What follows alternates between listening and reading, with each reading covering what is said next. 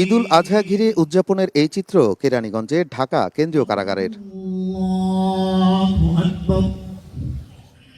সকাল ৮টায় কারাগারের মধ্যেই নির্দিষ্ট সেলে অনুষ্ঠিত হয় ঈদ জামাত। বন্দীদের ঈদ আনন্দ ভাগাভাগি করতে উন্নত মানের খাবার পরিবেশনের পাশাপাশি রাখা হয়েছে বিনোদনের ব্যবস্থা। বাড়িতে থেকে যেভাবে আমি ঈদ করতে পারতাম মোটামুটি ওইভাবেই, খালি আমার মানে মানে বউ বাচ্চা কাছে নেই আর কি, মা বাপ কাছে নাই, এটাই আর কি মনের একটা দুঃখ। সকালবেলায় পায়েস মুড়ি খাইছি, আর দুপুরবেলায় মুরগির রোট দিব, গরুর মাংস, পোলাও, তারপর শসা, তারপর সালাদ, পেপসি টেপসি আছে, মিষ্টি আছে, পান সুপারি আছে। এবারের ঈদে ৩ দিনব্যাপী নানা আয়োজন রেখেছে কারা কর্তৃপক্ষ। সমস্ত বন্দীদেরকে নিয়ে তাদের সাংস্কৃতিক অনুষ্ঠানের আয়োজন করছি।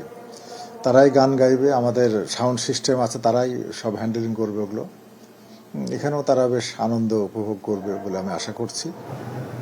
দেশবাসী সহ বন্দীদের ঈদুল আজহার শুভেচ্ছা জানান কারা মহাপরিচালক। বলেন, প্রত্যেক ঈদের মতোই বন্দীদের জন্য স্পেশাল খাবারের আয়োজন রয়েছে। বন্দীদের খাবার নিয়ে সতর্কতার পাশাপাশি বিনোদনের ব্যবস্থার কথাও জানান তিনি। আমাদের বন্দীদের যাতে ঈদের আমেজ থেকে বঞ্চিত না হয়, এই জন্য আমরা নানামুখী পদক্ষেপ গ্রহণ করেছি। তার মধ্যে তাদের জন্য উল্লেখযোগ্য হচ্ছে ঈদের দিন বিশেষ খাবারের ব্যবস্থা কারা কর্তৃপক্ষের পক্ষ থেকে, সরকারের পক্ষ থেকে করা হয়েছে। কারাগারের ভিতরে যাতে তারা আনন্দমুখর পরিবেশে থাকতে পারে, এই জন্য কিছু কিছু ব্যবস্থা নিয়েছি। এবার ঈদ উপলক্ষে বিশেষ বিবেচনায় কিছু বন্দীকে কারামুক্তিও দেয়া হয়। বাইরের পৃথিবীর সঙ্গে বন্দী মানুষের দূরত্ব শুধুমাত্র এই উঁচু দেয়ালের নয়, বরং কঠিন এক বাস্তবতারও।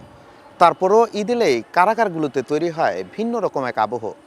কারা কর্তৃপক্ষের নানা রকম বিশেষ আয়োজনের মধ্য দিয়ে স্বল্প কিছু সময়ের জন্য হলেও কারাবন্দীরা খুঁজে পান স্বাভাবিক জীবনের অনুভূতি। Nazmul Hasan, star news, Keraniganj.